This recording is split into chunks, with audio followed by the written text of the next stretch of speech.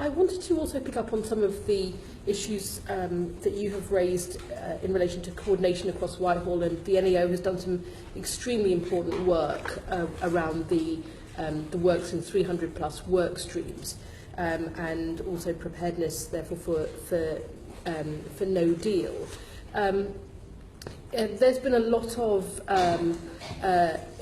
sort of difficulty getting clarity on those work streams and on the publication of those work streams, even the title of those work streams sometimes.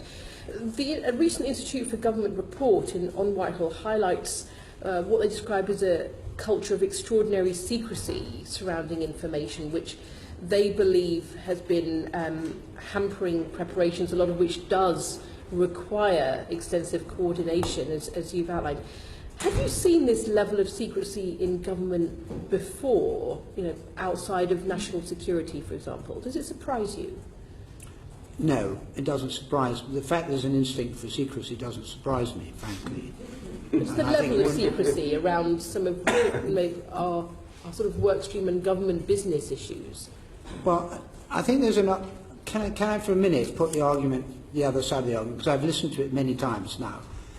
So the argument is that it might affect the negotiations for people to find out what state of preparedness there was, might weaken the arguments, or the possibility that we have options.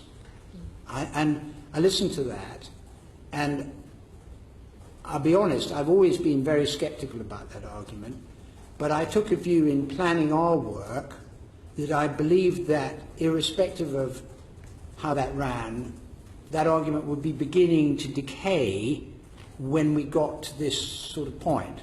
So that's why we started by doing a series of briefings which didn't contain any kind of assessment, just simply gave information. And in the first half of this year we were publishing briefings, and now we're doing work where we're evaluating and giving a lot more detail, because I figured that things would start, the ability to hold the line on not coming forth with details and work streams would reduce, and actually that's what happened. That's what's happened. So we've been able to get more information and put it out. And I think the arguments about damaging our negotiating position have reduced. But to be fair, Dexter would say, yes, but that's natural. Time has elapsed. Negotiations have taken place. So all I would say is, it's been visible to me that members of the civil service have been using our reports to find out what's happening on Brexit.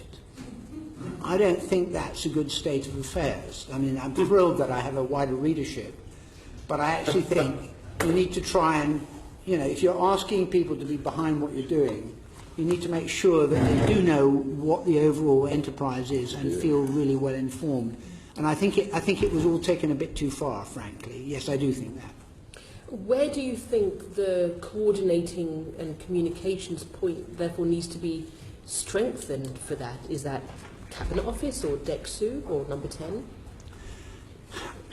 I think those points are more effective now than they have been.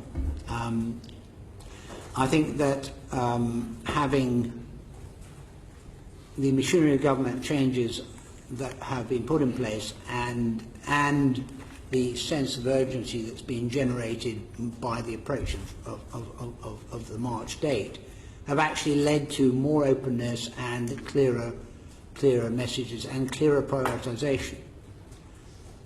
Just on that, if I may, I mean, looking at this whole thing from the point of view of being a business person or a manager, managing in uncertainty is very difficult, and it's clear that you're trying to make progress, and yet you don't know, will there be a hard Brexit, or will there be a withdrawal agreement and more time? And so I can understand that there was a degree of uncertainty as the probabilities look one way or another.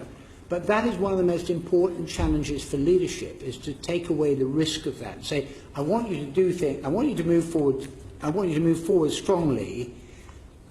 We won't blame you if it turns out that not everything you did in the long term pays off. And I think that's very important, particularly possibility of a hard Brexit. Would you not want to have an insurance policy that will protect you against what might happen in that eventuality? And the answer for a lot of the work is yes. I think that could have been signalled through government a bit more effectively and a bit earlier, maybe.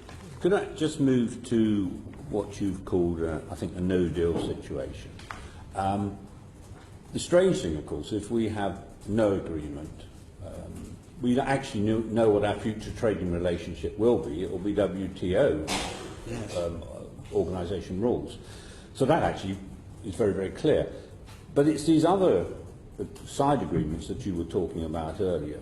For instance, I referred to my Declaration of Members' Interest, but for instance, it does seem to me inconceivable that aeroplanes would not fly from Europe to the United Kingdom and vice versa.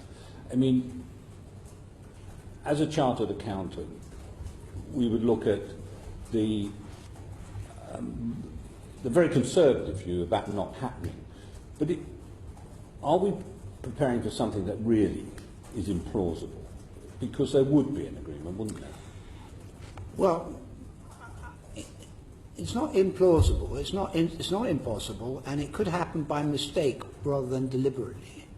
It could happen deliberately, it could happen by mistake. And I think it depends. Yeah, I try and avoid getting involved in the political space, but it depends on, how friendly or unfriendly the accompanying music is while all this goes on. So if you say, well, we're leaving in March, and P.S. we're not interested in. We're going to take a very tough attitude toward. You can take us to court for whatever money you want from us, and.